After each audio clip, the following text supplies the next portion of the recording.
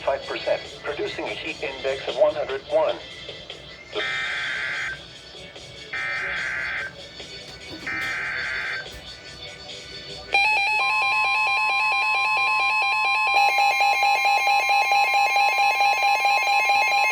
It's on my FM radio too. The National Weather Service in Wilmington has issued a severe thunderstorm warning for central Wilmington County in northeastern South Carolina until 4:30 p.m. Eastern Daylight Time. 6 p.m. At 3:46 p.m. Eastern Daylight Time, severe thunderstorms are located and are nearly stationary. from Libya to Auburn and are nearly stationary.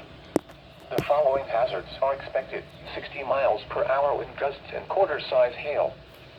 Source: radar indicated. The following impacts are expected. Minor hail damage to vehicles is possible. Expect wind damage to trees and power lines. Locations impacted include Hartsville, North Hartsville, Clyde, Dubsville, Oates, Montclair, Lydia, Auburn, Floyd, Swift Creek, Kellytown, and Carolina Pines Regional Medical Center.